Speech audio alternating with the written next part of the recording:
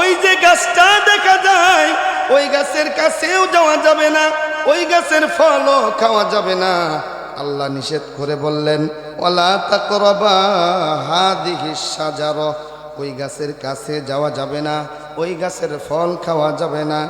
বান্দা আল্লাহ তাআলা আদমকে হুঁশিয়ারি সংকেত দিয়ে বললেন গাছের কাছে যাওয়া যাবে না, গাছের ফল খাওয়া যাবে না। হে আদম, যদি ওই গাছের কাছে যাও, ওই গাছের ফল যদি একবার খেয়ে ফেলো, ফাতাকুনা মিনাজ জালিমিন। আল্লাহু আকবার। আমি আল্লাহ ওই গাছের কাছে গিয়ে যদি তুমি ওই গাছের ফল একবার খেয়ে ফেলো আদম, আমি আল্লাহ তুই আদমের নামটা জালিমের খাতায় লিখতে দেরি করব না। একবার চিল্লায় বলা যাবে কি নাউজুবিল্লাহ। হুঁশিয়ারি সংকেত দিলেন। কি সংকেত? এই যে 6 আঙ্গুল দূর থেকে আওয়াজ টানে না, কি মাইক আনছেন এগুলো? এখান থেকে কথা বলি আওয়াজ নেই না, 1 ফুট দূর থেকে স্পষ্ট আওয়াজ নেই।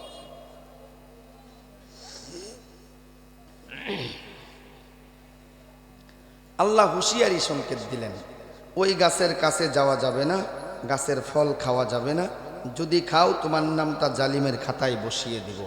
আল্লাহ তাআলা হুঁশিয়ারি সংকেত দিয়ে কিয়ামত পর্যন্ত যত আদম সন্তানকে আল্লাহ দুনিয়াতে প্রেরণ করবেন প্রত্যেককেই হুঁশিয়ারি সংকেত দিয়ে বলেন তোমাদের আব্বাজান হযরতে আদমকে জান্নাতে রেখে যেমনিভাবে বসবাসের একটা সীমারেখা দান করলাম, বান্দা তোমাদেরকে দুনিয়াতে প্রেরণ করব, তোমাদেরও দুনিয়াতে চলার জন্য একটা সীমারেখা থাকবে, সেই সীমারেখার নাম হলো কোরআন। কথা বলেন ঠিক কিনা? বান্দা যদি তোমরাও সীমা লঙ্ঘন করো, তোমাদের নামটাও জালিমের খাতায় বসাইতে দেরি করব না। ঘোষণা করলেন কে? আল্লাহ।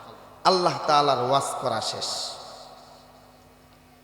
আল্লাহর ওয়াজ করা কথা বলেন শেষ। মিস্টার ইবলিস গিয়ে আদম আলাইহিস সালাতু ওয়াস সালামকে ধোঁকা দেয়, আদম জান্নাতে কি আজীবন থাকতে চাও? হ্যাঁ থাকতে চাই। কেন থাকবো না? এত সুন্দর জান্নাত ছেড়ে কি কেউ দুনিয়াতে যেতে চায়? আজীবন থাকতে চাই। ইবলিস বলে যদি তাই হয় ওই গাছের কাছে গিয়ে যদি একবার ফল খেতে পারো, আল্লাহ তোমাকে জান্নাত থেকে আর বের করতে পারবে না। নাউজুবিল্লাহ। আদম আলাইহিস সালাতু ওয়াস সালাম বলে এই কারণে তো আল্লাহ ওই গাছের কাছে যাইতে বারণ করছে, বুঝি নাই, এই সুযোগ তো আর মিস করা যায় না। আদম আলাইহিস সালাতু ওয়াস সালাম গাছের কাছে গেলেন, ফল খাইলেন। ঘটনা লম্বা, সংক্ষেপ করলাম। পেটের মধ্যে একটা মুচুর দিছে, লাড়া দিছে। আমার ভাষা বুঝতেছেন? ফলগুলো খাওয়ার পর পেটের মধ্যে একটা লাড়া দিছে। লাড়া দেওয়ার পর আল্লাহ তাআলাকে ডেকে বলে, আল্লাহ তুমি বারণ করেছিলা ওই গাছের কাছে যাওয়া যাবে না, গাছের ফল খাওয়া যাবে না। আল্লাহ শয়তানের প্রবঞ্চনায় পড়ে গাছের কাছে গেলাম, ফল খাইলাম, টয়লেটের ব্যাগ হয়েছে। আল্লাহ জান্নাতে তো টয়লেট করার মতো কোথাও জায়গা নাই, কোথায় করব টয়লেট? মাওলা টয়লেট দেখিয়ে দাও। কে বললেন? আদম। কে বলছেন? আদম আলাইহিস সালাতু ওয়াস সালাম আল্লাহকে বললেন টয়লেট কোথায় দেখায় দাও। আচ্ছা এই প্রশ্নটা একটু রাখেন, কিছুক্ষণের জন্য রাখেন। আমাদের আসল বাড়ি জানি কোথায়? সকলেই চিল্লায় এখন কোথায়? আমার গলা কিন্তু ভাঙ্গা, শুরুতেই বলছি কথা আস্তে বলবো, আপনারা কিন্তু আস্তে বলিয়েন না, জোরে বলবেন। খারাপ লাগতেছে কি? খারাপ লাগতেছে? আমাদের আসল বাড়ি জানি কোথায়? আর একটু জোরে বলেন। হ্যাঁ, আমি আপনাদেরকে প্রশ্ন করতে চাই, জান্নাত আল্লাহ তাআলা কোন দিকে রেখেছেন বলেন? সামনে, উপরে, ডাইনে? এক একজনের এক এক মত। আপনাদেরকে প্রশ্ন করব, কেউ বলবে ডানে, কেউ বামে, কেউ সামনে, কেউ পিছনে, কেউ নিচে, কেউ উপরে। দিক কয়টা? দিক কয়টা? ডানে, বামে, সামনে, পিছনে, উপরে, নিচে, দিক কয়টা পাইলাম? আপনাদেরকে যদি প্রশ্ন করি জান্নাত কোন দিকে আল্লাহ সৃষ্টি করেছেন, এক একজন এক এক দিকে বলবেন। যেই মালিক জান্নাত সৃষ্টি করেছেন মালিককে প্রশ্ন করলাম, ও মালিক তুমি যে আমাদের জন্য জান্নাত সৃষ্টি করেছো, মাওলা জান্নাত তুমি কোন দিকে রেখেছো বলে দাও। আল্লাহ তাআলা আমার আপনার প্রশ্নের উত্তর দিতে গিয়ে হযরতে আদম আলাইহিস সালাতু ওয়াস সালাম বললেন, টয়লেট কোথায় দেখিয়ে দাও। আদম আলাইহিস সালাতু ওয়াস সালাম টয়লেটের প্রশ্নের উত্তর এবং আমরা প্রশ্ন করলাম জান্নাত কোন দিকে রেখেছো, এই দুইটা প্রশ্নের উত্তর দিতে গিয়ে আল্লাহ তাআলা সূরাতুল বাকারার ৩৮ নম্বর আয়াত নাজিল করে বলেন, কুল নাহবিতু মিনহা জামিআ। আল্লাহু আকবার। ছোট্টবেলায় দেখতাম এক দুস্থ আরেক দুস্থকে প্রশ্ন করে, দুস্থ মনে কর তুই পরীক্ষা দিয়ে আসলি, তুই নাম্বার কত পেয়েছিস, আমি তোকে প্রশ্ন করলাম, আর এদিকে তোর মা ঘর থেকে ডাকতেছে, আব্দুল মালেক ভাত খেতে আয়। এই দুজনের প্রশ্নের উত্তর এক কথায় দিতে পারবি? হ্যাঁ পারবো। কি? ৮০। কি এই বুঝতেছেন? ৮০ বলার দ্বারা মা বুঝতেছে খাইতে আসতেছে, আর দুস্থ বুঝেছে নাম্বার পেয়েছে ৮০। কথা বলেন ঠিক কিনা? আল্লাহ তাআলা বলেন, বান্দা তোমরা স্রেফ আমার একটা মাখলুক, তোমরা যদি দুইজন বান্দার দুই প্রশ্নের উত্তর এক কথায় দিতে পারো, আমি আল্লাহ কেন দুই প্রশ্নের উত্তর এক কথায় দিতে পারবো না? তাই তো আল্লাহ তাআলা হযরতে আদম আলাইহিস সালাতু ওয়াস সালামের প্রশ্ন টয়লেট কোথায়, আর বান্দাদের প্রশ্ন হলো জান্নাত কোন দিকে, এই দুইটা প্রশ্নের উত্তর দিতে গিয়ে সূরাতুল বাকারার ৩৮ নম্বর আয়াতে কারিমা নাজিল করে বলেন, কুল নাহবিতু মিনহা জামিআ। এ আদম হাওয়া তোমরা এই মুহূর্তে এখন আমার জান্নাত থেকে নেমে যাও। দুনিয়াতে অনেক আলেমের জবান থেকে বলি, অনেক আলেমের জবান থেকে শুনি আল্লাহ তাআলা নাকি আদম হাওয়াকে জান্নাত থেকে বের করে দিয়েছেন। মিথ্যা কথা। আল্লাহ আদম হাওয়াকে জান্নাত থেকে বের করে দেন নাই, আল্লাহ জান্নাত থেকে নামিয়ে দিয়েছেন। বিশ্বাস না হয় সূরাতুল বাকারা নাম সহ বললাম, আয়াত নাম্বার ৩৮, আয়াতটা বাসায় গিয়ে খুলে দেখবেন। কুল নাহবিতু মিনহা জামিআ। হাবাতা ইয়াহবিতু হুবুতন, এই শব্দের অর্থ হলো উপর থেকে নিচের দিকে অবতরণ করা। একবার চিল্লায়ে বলা যাবে কি সুবহানাল্লাহ? আল্লাহ তাআলা যদি আদম হাওয়াকে জান্নাত থেকে বের করে দিতেন, আল্লাহ আয়াতে কারিমা নাজিল করতেন এইভাবে, কুল নাখরুজু মিনহা জামিআ, কুল নাখরুজু মিনহা জামিআ। কারণ হলো খারাজা ইয়াখরুজু, বের হওয়া। আল্লাহ খারাজা ইয়াখরুজুটা বলেন নাই, আল্লাহ বলেছেন হাবাতা ইয়াহবিতু হুবুতন। এই শব্দের অর্থ হলো উপর থেকে নিচের দিকে অবতরণ করা। আল্লাহ বললেন, হে আদম হাওয়া, তোমরা উভয়ে এখন এই মুহূর্তে আমার জান্নাত থেকে দুনিয়াতে নেমে যাও, জান্নাত থেকে দুনিয়াতে নেমে যাও। বাবারা, নামতে হলে উপর থেকে নিচের দিকেই নামতে হয়। চিল্লায় বলেন ঠিক কিনা? নামতে হলে উপর থেকে নিচের দিকেই নামতে হয়। আদম হাওয়া প্রশ্ন করলো, টয়লেট কোথায়? আল্লাহ জান্নাত থেকে দুনিয়ার জমিনে নামিয়ে দিলেন। এ আদম হাওয়া, টয়লেট জান্নাতে নাই, দুনিয়াতে চলে যাও। আদম হাওয়া টয়লেটের সন্ধান পাইলেন দুনিয়ায়। আমরা প্রশ্ন করলাম, জান্নাত আল্লাহ কোন দিকে রেখেছো? আল্লাহ তাআলা বলেন, হাবাতা ইয়াহবিতু হুবুতন শব্দের তাফসীরের দিকে তাকিয়ে দেখ, উপর থেকে নিচের দিকে অবতরণ করা।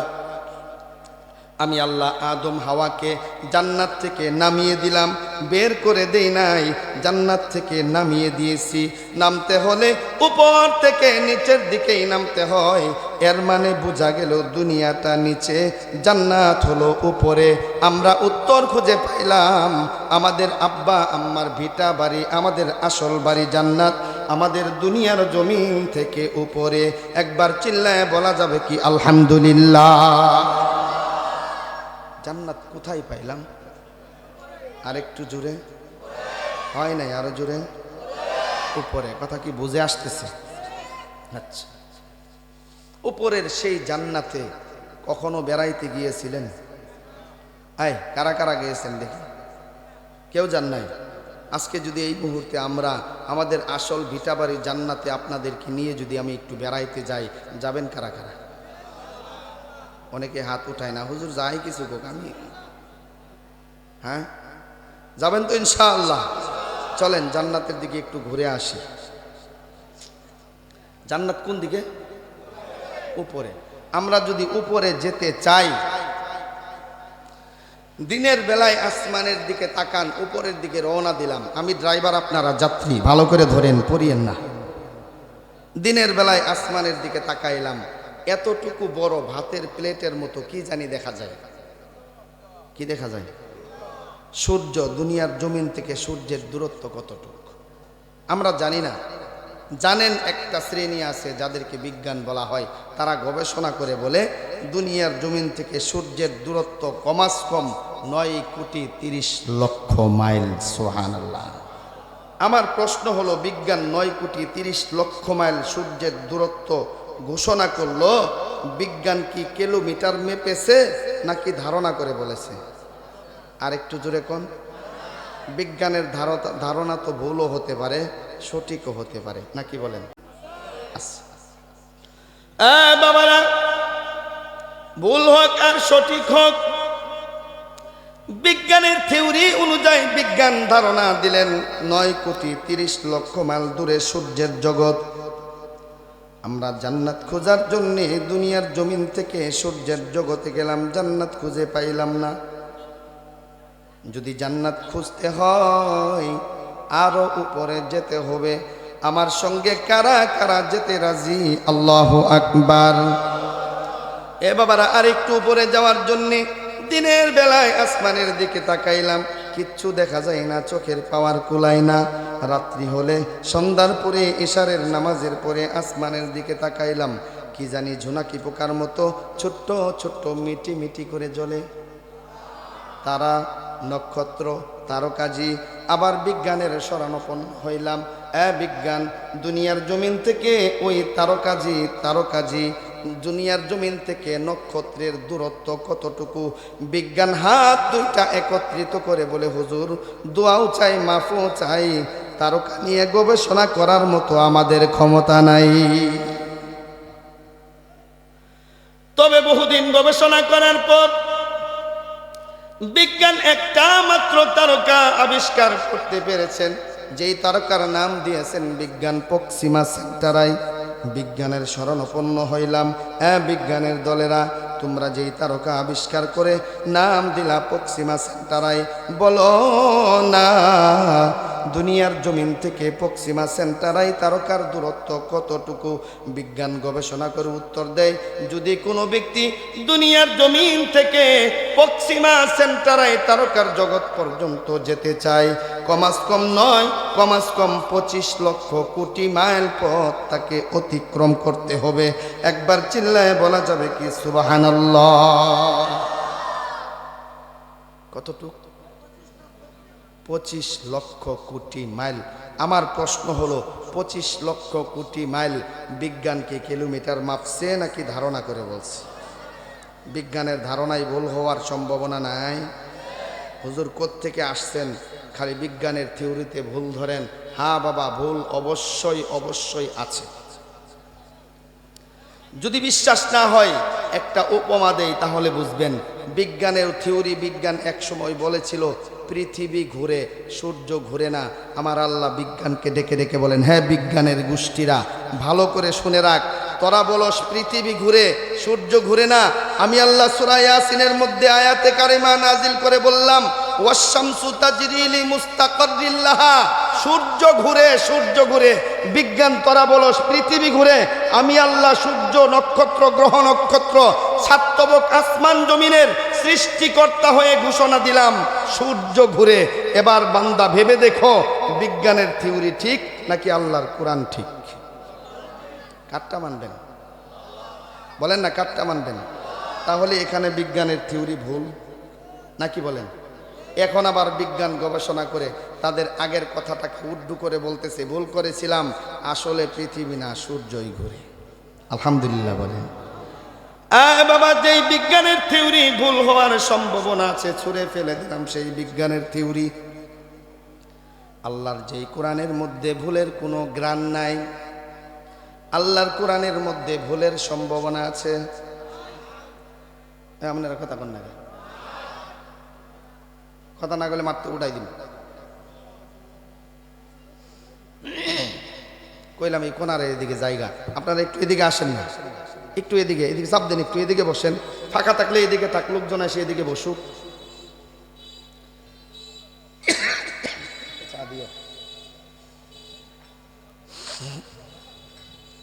আল্লাহর যেই কোরআনের মধ্যে ভুল নাই, আল্লাহর কোরআনকে প্রশ্ন করলাম, কোরআন তুমি কোরআনের মধ্যে কোনো ভুল নাই,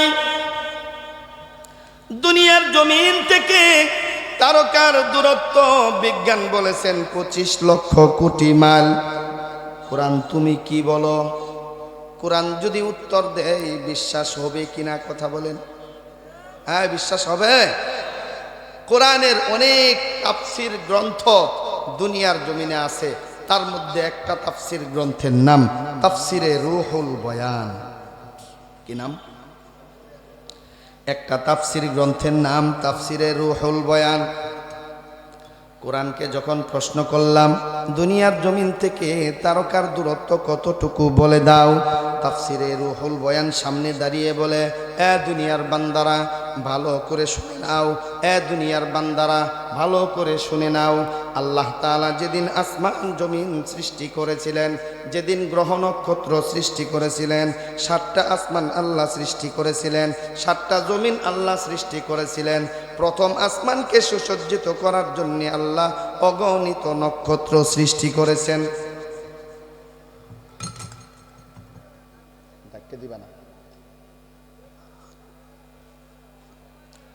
আল্লাহ তাআলা প্রথম আসমানকে সুসজ্জিত করার জন্য অগণিত নক্ষত্র সৃষ্টি করলেন।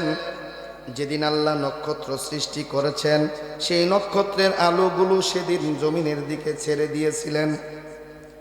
আলোর একটা গতি আছে, নক্ষত্রের আলোর একটা গতি আছে। গতিটা কি?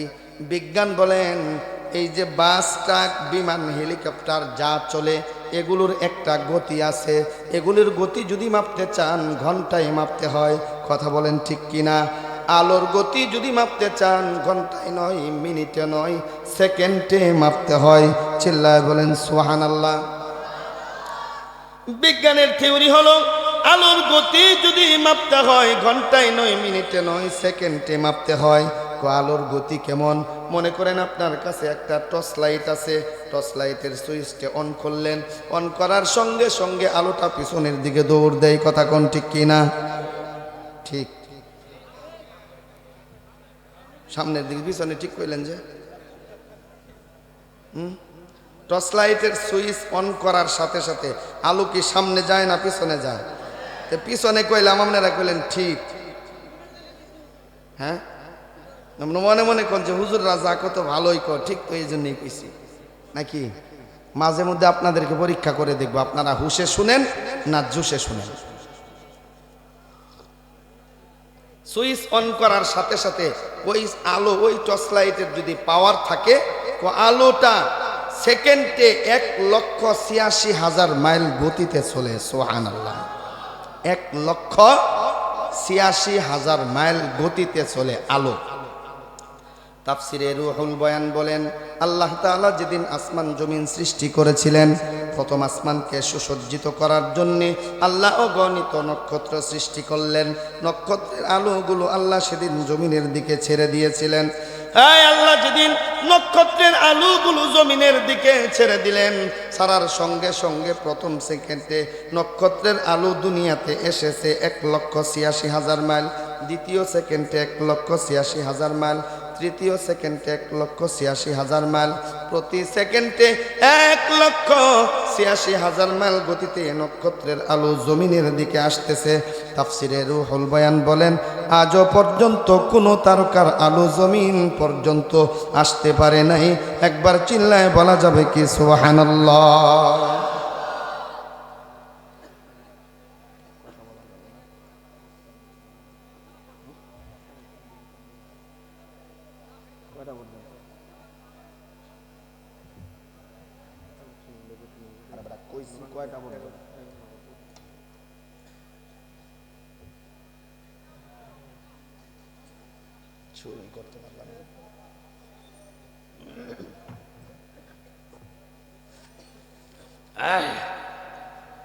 আচ্ছা খেয়াল করেন, তাহলে তাফসিরে রুহুল বয়ান বলেন আজও পর্যন্ত কোনো তারকার আলো জমিনে আসতে পারে নাই, তার মানে বোঝা গেল তারকাগুলো কতটুকু দূরত্ব। কথা কোন ঠিক কিনা? আমরা যদি তারকার জগৎ পর্যন্ত যাই জান্নাত পাবো? আর একটু জোরে কোন, আরো জোরে, আপনাদের মন এদিক সেদিক। তারকার জগৎ পর্যন্ত গেলেও জান্নাত পাওয়া যাবে না। আমরা তারকার জগৎ পর্যন্ত গেলাম, জান্নাত পাইলাম না। এ বান্দা, যদি জান্নাত পেতে চাও আরো উপরে যেতে হবে। আরো উপরে যাওয়ার জন্য রাজি তো আলহামদুলিল্লাহ। চলেন আরেকটু উপরে রওনা দিলাম। তাফসিরে রুহুল বয়ান বলেন দুনিয়ার জমিন থেকে পশ্চিমা সেন্টারাই তারকা না, বরং সবার উপরের তারকার দূরত্ব যতটুকু, আরো এতটুকু দূরে যদি কোনো ব্যক্তি যায় প্রথম আসমানের তলা খুঁজে পাবে। একবার চিল্লায় বলা যাবে কি সুবহানাল্লাহ? বাবা, প্রথম আসমানের তলা পর্যন্ত গেলাম, জান্নাত পাই নাই। তাফসিরে রুহুল বয়ান বলেন দুনিয়ার জমিন থেকে প্রথম আসমানের তলা পর্যন্ত যতটুকু ফাঁকা জায়গা, প্রথম আসমানটাও ঠিক ততটুকুই মোটা। প্রথম আসমানের ছাদে গেলাম, জান্নাত নাই, আবার ততটুকু মহাশূন্য। দ্বিতীয় আসমান, জান্নাত নাই, আবার মহাশূন্য। তৃতীয় আসমান, জান্নাত নাই, আবার মহাশূন্য। চতুর্থ আসমান, জান্নাত নাই, আবার মহাশূন্য। পঞ্চম আসমান, জান্নাত নাই, আবার মহাশূন্য। ষষ্ঠ আসমান, জান্নাত নাই, আবার মহাশূন্য। সপ্তম আসমান, জান্নাত নাই, আবার মহাশূন্য। সিদরাতুল মুনতাহায় গেলাম, জান্নাত কিন্তু আমরা খুঁজেই পাইলাম না। যেই মালিক জান্নাত সৃষ্টি করলেন, মালিককে ডেকে ডেকে বললাম, মালিক, জান্নাত খোঁজার জন্য দুনিয়ার জমিন থেকে উপরে আসতেছিলাম, সূর্যের জগৎ খুঁজলাম মাওলা, জান্নাত পাইলাম না। তারকার জগৎ খুঁজলাম, জান্নাত পাইলাম না। প্রথম আসমান খুঁজলাম, জান্নাত পাইলাম না। দ্বিতীয় আসমান খুঁজলাম, জান্নাত পাইলাম না। তৃতীয়, চতুর্থ, পঞ্চম, ষষ্ঠ, সপ্তম আসমানেও জান্নাত পাইলাম না। ও মালিক, জান্নাত তুমি সৃষ্টি করে কোথায় রেখেছো? তাড়াতাড়ি বলে দাও। আল্লাহ তাআলা আমার আপনার প্রশ্নের উত্তর দিতে গিয়ে কালামে হাকিমের মধ্যে একখানা আয়াত নাজিল করে বলেন, ইনদা সিদরাতিল মুনতাহা ইনদাহা জান্নাতুল মাওয়া। আল্লাহু আকবার। আল্লাহ তাআলা বলেন, হে আদম সন্তান, আমি আল্লাহ সূর্যের জগতে জান্নাত রাখি নাই, তারকার জগতেও জান্নাত রাখি নাই। প্রথম, দ্বিতীয়, তৃতীয়, চতুর্থ, পঞ্চম, ষষ্ঠ, সপ্তম আসমানেও আমি আল্লাহ জান্নাত রাখি নাই। হে বান্দা, তোমরা যদি তোমাদের আব্বা হযরতে আদমের ভিটা বাড়ি জান্নাত খুঁজে বের করতে চাও, সিদরাতুল মুনতাহায় যদি তোমরা আসতে পারো, তোমাদের কাঙ্ক্ষিত জান্নাত তোমরা পেয়ে যাইবা। একবার চিল্লায় বলা যাবে কি সুবহানাল্লাহ? আল্লাহ যেই জায়গায় জান্নাত সৃষ্টি করে রেখেছেন, জায়গাটার নাম কি পাইলেন? আরেকটু জোরে বলেন, সিদরাতুল মুনতাহা। দুনিয়াতে এমন অনেক নাস্তিক মুরতাদ আছেন, জান্নাত আছে তারা বিশ্বাস করে না। আছে কিনা? বলেন না, আছে কিনা? সময় তো একেবারে সংক্ষেপে, কি আলোচনা যে করব বুঝতেছি না। যতটুক আলোচনা করি মনোযোগ আমার দিকে, আমার আলোচনার মধ্যে। যদি আপনারা এদিক সেদিক তাকান, আমার যেখান থেকে কথা ছুটে যায়। আরেকবার যদি কাউকে দেখি যে বাহিরের দিকে তাকায় আছেন, আমি আঙ্গুল দিয়ে ইশারা দিয়ে বলবো, ভাই আপনি চলে যান, এখানে থাকার দরকার নেই। নাকি বলেন? নাস্তিক মুরতাদরা জান্নাত আছে দুনিয়াতে থেকে বিশ্বাস করে না। আল্লাহর হাবিব সাল্লাল্লাহু আলাইহি ওয়াসাল্লাম বলেন, মার গর্ভে নবজাতক শিশু ভূমিষ্ঠ হওয়ার মুহূর্তে একজন ফেরেশতা গিয়ে বলে, হে আল্লাহর বান্দা, আল্লাহ তোমাকে বিশাল এক দুনিয়াতে প্রেরণ করতে চাই, তুমি কি যাইবা নাকি? শিশুটা মার রেহেমের ভিতরে থেকে বলে, হে আল্লাহর ফেরেশতা, আমি যেখানে আছি অনেক সুখে আছি, অনেক শান্তিতে আছি, অনেক বড় দুনিয়াতে আছি, এর চাইতে বড় দুনিয়া আছে, আমি বিশ্বাস করি না, আমি সেখানে যেতে চাই না।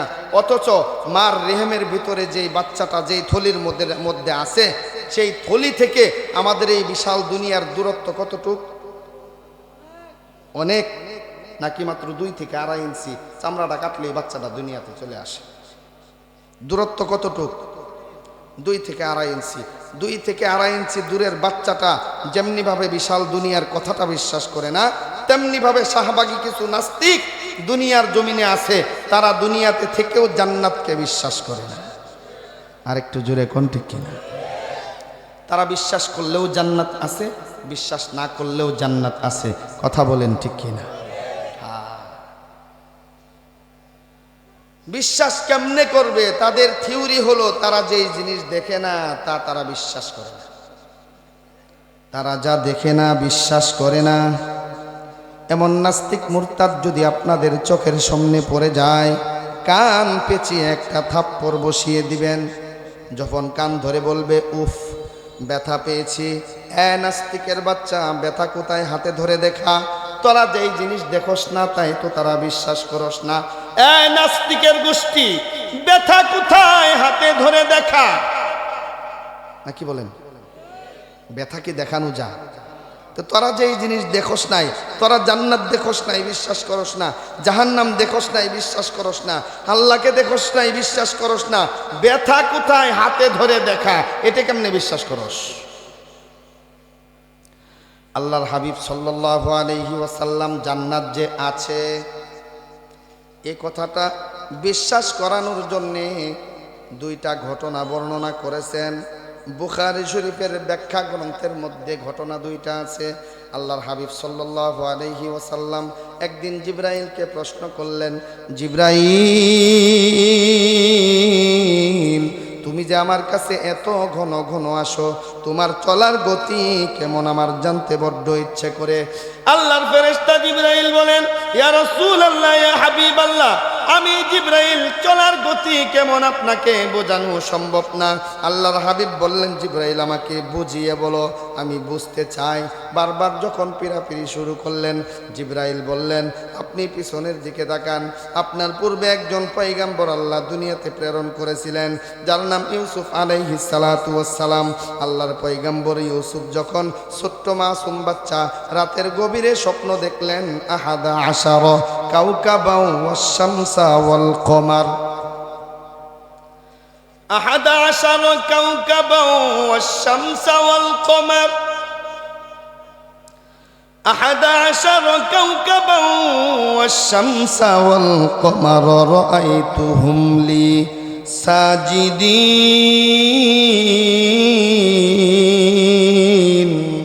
আল্লাহু আকবার। আল্লাহর পয়গম্বর ইউসুফ ছোট্ট মাসুম বাচ্চা রাতের গভীরে স্বপ্ন দেখলেন 11টা নক্ষত্র, চন্দ্র এবং সূর্য ইউসুফকে সেজদা করে। চন্দ্র এবং সূর্য 11টা নক্ষত্র, চন্দ্র এবং সূর্য 11টা নক্ষত্র, ওয়াশ-শামসা ওয়াল কমার, চন্দ্র এবং সূর্য ইউসুফকে সেজদা করে। স্বপ্নের কথাটা গিয়ে বাবা ইয়াকুবের কাছে গিয়ে বললেন, এ বাবা ইয়াকুব, রাতের গভীরে স্বপ্ন দেখলাম 11টা নক্ষত্র, চন্দ্র এবং সূর্য আমাকে সেজদা করে। বাবা ইয়াকুব, স্বপ্নের ব্যাখ্যা কি বলে দাও।